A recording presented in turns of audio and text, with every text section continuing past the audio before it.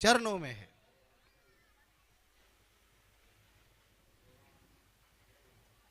एक आपको सुंदर सी कथा सुनाते हैं वृंदावन की। वृंदावन की महिमा चल रही है ना, एक सुंदर सी कथा सुनाते हैं, ये सुनो आप। महाराज जी, एक वृंदावन में एक बड़े संत हैं, रोज वृंदावन की परिक्रमा करते हैं, घूम रहे हैं। तो महाराज जी, उन संत को सब लोग वहां पे जज बाबा कह के बोलते थे। क्या? जज बाबा। तो किसी संत ने सुना, बोले भाई ये नाम कुछ आश्चर्य नहीं देता कि जज भी है और बाबा भी है। जज कौन होते हैं? न्यायाधीश, फैसला सुनाने वाले, जो कोर्ट में बैठते हैं।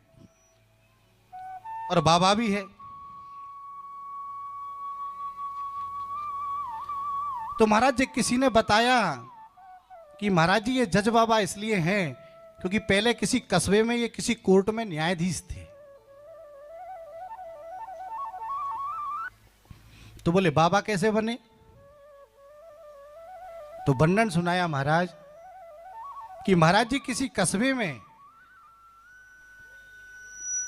एक केवट जी महाराज रहते थे।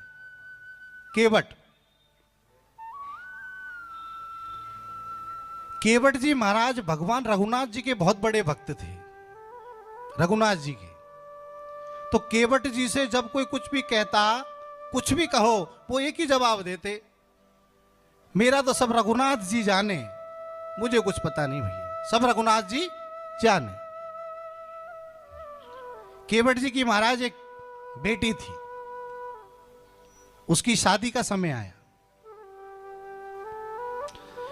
केवट जी के बेटों ने कहा, ऐसा है पिताजी, अभी धन की कमी है, आप किसी साहूकार से जाकर के कुछ राशि ले आइए, बहन की शादी करेंगे, सब लोग मिलके कमाएंगे तो पूरा कर देंगे।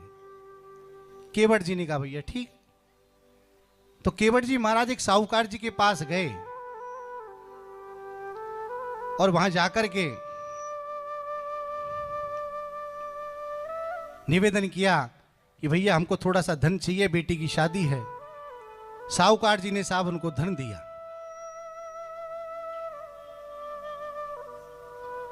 और बोले कि इसका जो ब्याज समेत होगा हम आपको लौटा देंगे। केवट जी महाराज पैसा लेके आ गए, महाराज धूमधाम से बेटी की शादी कर दी। और भगवान की ऐसी कृपा हुई कि कुछ ही दिनों बाद बच्चों ने कमा करके वो राशि भी पूरी कर दी। तो केवट जी महाराज वो राशि लेकर के और साहूकार के पास गए वापस लौटाने के लिए। जाकर के प्रणाम किया, बोले लो भैया आपका धन लिया था, आपसे पैसा लिया, भगवान की कृपा से हो गया, ब्याज समेत आपका रख लो। साहूकार जी ने साहब वो ले लिया, पैसा रख लिया और एक पर्ची बना दी। वो देते हैं ना भाई, पैसा प्राप्त हुआ, हमें मिला, और ले जाकर के दे दिया केवट महाराज को कि लो महाराज रखो, पैसा आ चुका है।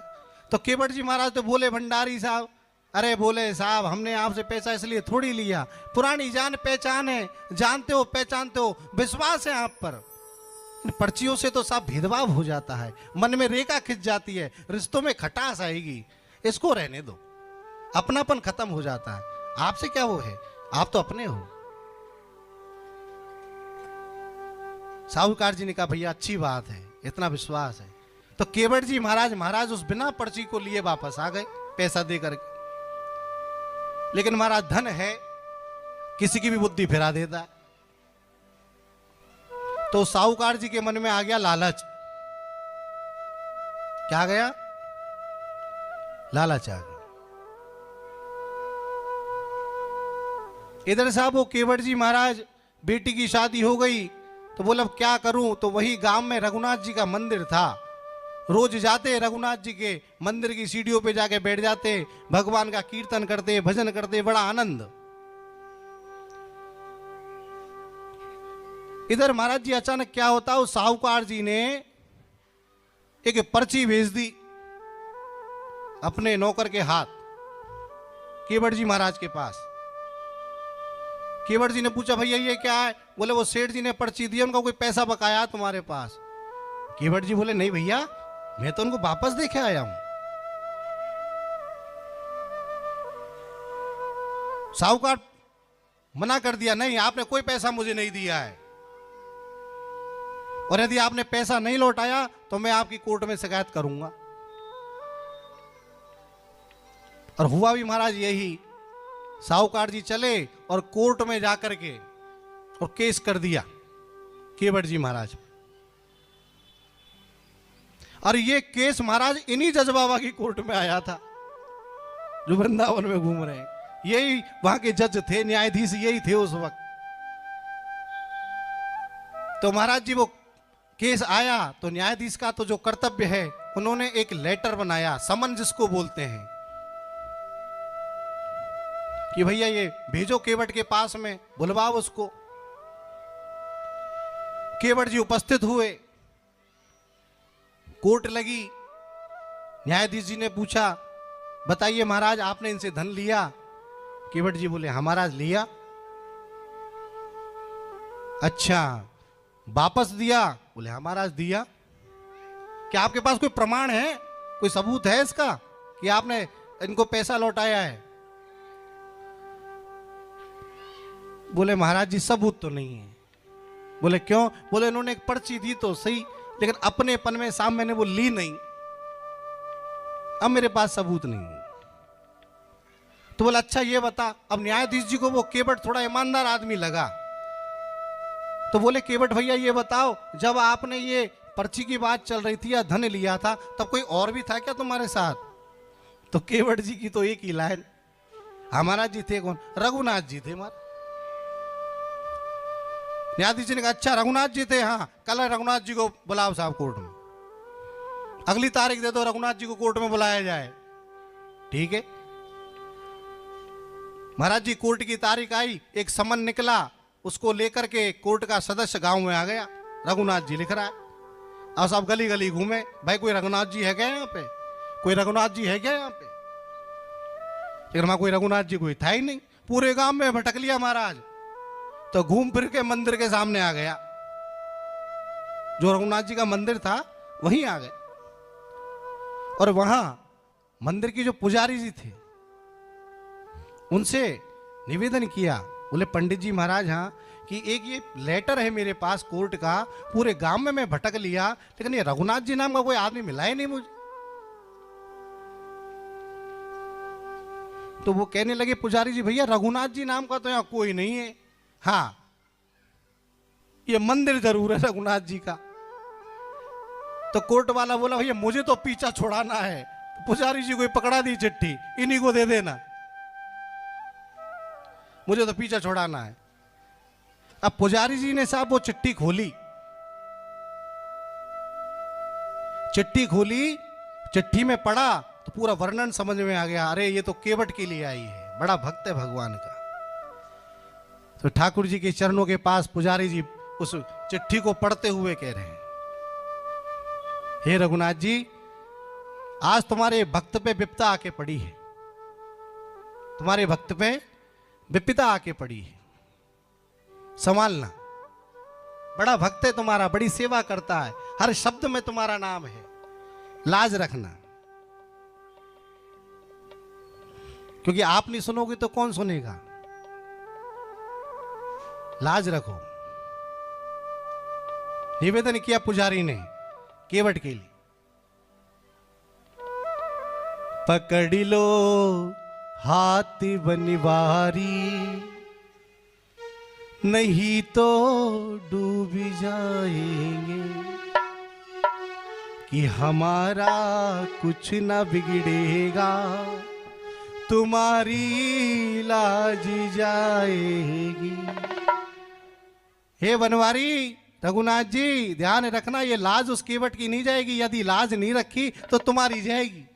हाथ पकड़ो, निवेदन कर दिया, और लेकर के वो समन रघुनाथ जी के चरणों में रख दिया। इधर महाराज जी कोर्ट का समन आ गया, केवट जी को पता है कि आज कोर्ट पहुंचना है, तैयारी कर रहे जाते जाते, तो वो भी मंदिर के आगे से निकले। भगवान को प्रणाम किया, बोले रघुनाथ जी मैं तो अच्छा भला आपका नाम कीर्तन कर रहा था, पता नहीं कहां से मुसीबत पड़ गई, रोज कोर्ट के चक्कर लगाने पड़ रहे हैं। ले प्रभु मैं तो तुम्हारा ही नाम जानता हूं, तुम कोई जानो, तुम जानो तुम्हारे काम जाने। बोले क्यों? बोले हर तमन्ना निचोड़ रखी है, हर तमन्ना निचोड़ रखी है, मैंने डोर सांसों की जोड़ रखी है, और तेरे यादों की बहते पानी में मेरे कन्हैया मैंने नाव जीवन की छोड़ रखी है। बोलिए राधे राधे। हे राधे। हे गोविंद ये नाव मैंने तेरे चरणों में छोड़ दी है, रख लेना लाज। और ऐसा निवेदन करके महाराज केवट जी निकल गए। इधर कोर्ट बैठ गई। अब न्यायाधीश जी आए, अपना हथौड़ा उठाया, ऑर्डर ऑर्डर। इतने में पास वाले जो रहते वो डंडा पकड़ के आदेश किया, रघुनाथ जी हाजिर हो, रघुनाथ जी हाजिर हो। 2-3 बार बोला। अब वो केवट को तो पता था, लेकिन भगवान पे छोड़ दिया सब। महाराज जी इतने में ही एक चर्रमर की सी आवाज आती है लाठी की। एक वृद्ध व्यक्ति झुकी हुई जिसकी कमर है, हाथ में लाठी है, और धीरे धीरे कोर्ट की तरफ बढ़ता हुआ आ रहा है। न्यायाधीश जी ने पूछा आप कौन हो साहब? आप रघुनाथ जी हो? बोले हाँ। बोले इधर आ जाओ, कटघरे में आ जाओ, जो भी बोलना है यहां से बोलो। वो वृद्ध आदमी सब कटघरे में आ गए। बोले बताओ, ये केवट जी कह रहे हैं कि साहूकार जी को जब पैसा दिया तब वहां उपस्थित थे, आप थे वहां? बोले हाँ साहब था वहां। कि सबूत? कोर्ट तो सबूत मांगता है। कि साहब सबूत है कि क्या है कि आप जाइए साहूकार जी घर, फलानी अलमारी में फला फला रजिस्टर में वो पर्ची रखी है, निकलवा लो।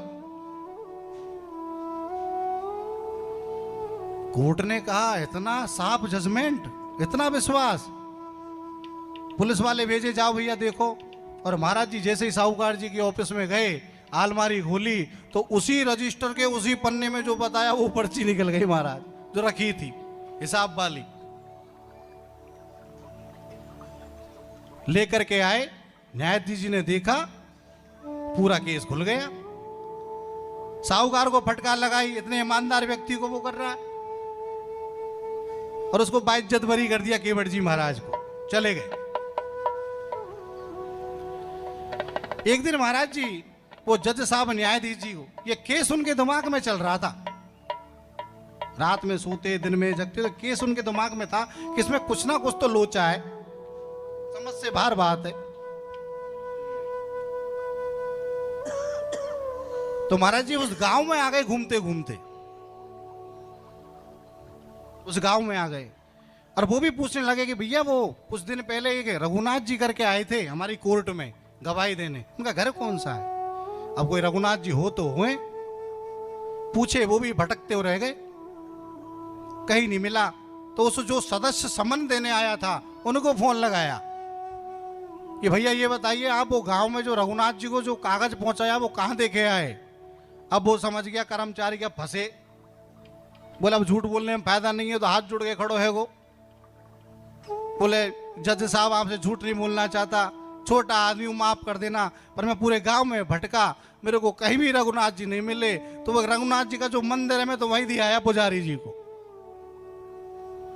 जज साहब सब चौंक गए, आश्चर्य हुआ। बोले मंदिर में दे आया? हाँ। दौड़े दौड़े गए मंदिर में, सीढ़ियां चढ़ी और जाकर के देखा तो रघुनाथ जी के चरणों में वो समन रखा हुआ है। जज साहब को समझने में देर नहीं लगी महाराज। रघुनाथ जी को देखा, हाथ जोड़ के खड़े हो गए, और अब आंखों सजल आंखें हो गई, आंसू बहने लगे, होठ कपकपाने लगे, हृदय फट गया जज साहब का। समझ गए ये गवाही देने कोई रघुनाथ कोई इंसान नहीं आया था, ये तो साक्षात मेरे ठाकुर मेरे कोर्ट में पहुंचे थे।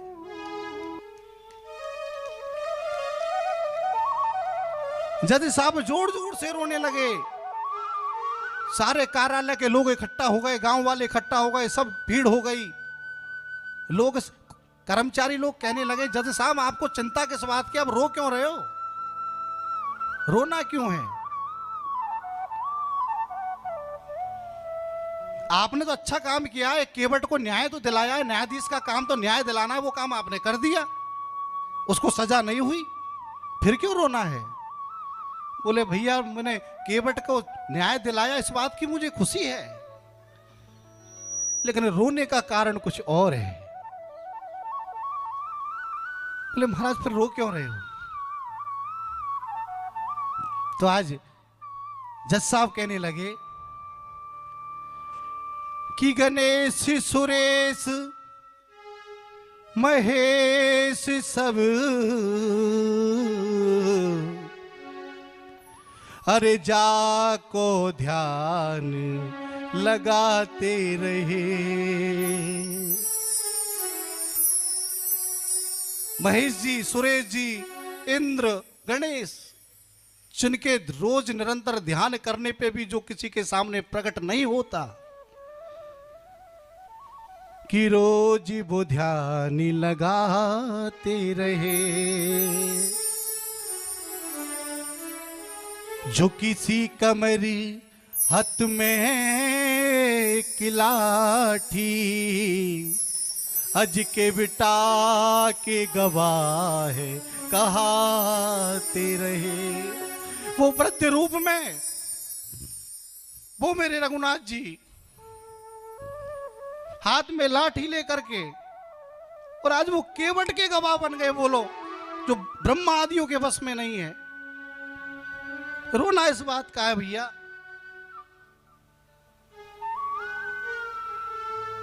केवटी के गवाह कहाते रहे, और मैं कुर्सी पे, और मैं कुर्सी पे, मैं कुर्सी पे जज बन बैठा रहा, मेरे प्रभु नीचे ठाड़े समझाते रहे। ये दुख हो गया महाराज, किस कुर्सी के मोह ने, इस पद ने, इस प्रतिष्ठा ने आज मेरे रघुनाथ जी के दर्शन होने से मुझे बचा लिया। जीवन में जब स्कूल में पढ़ता था, गुरुजी क्लास में आते थे तो मैं उनके लिए भी खड़ा हो जाता था। मैंने कभी मर्यादा का उल्लंघन नहीं किया महाराज, लेकिन आज वो गोविंद जिनकी मैं रोज पूजा करता हूँ, रोज भोग लगाता हूँ, रोज कीर्तन करता हूँ, आज वो रघुनाथ जी मेरी कोर्ट में पधारे। दुख इस बात का भैया कि मेरे गोविंद नीचे खड़े थे और मैं कुर्सी पे बैठा था। इस कुर्सी ने मुझे गोविंद से दूर कर दिया, मेरे ठाकुर से दूर कर दिया। मैं कितना बड़ा दुर्भाग्यशाली हूं। अब रोऊं नहीं तो क्या करूं? जिन नेत्र भगवान को पहचान नहीं पाए भैया,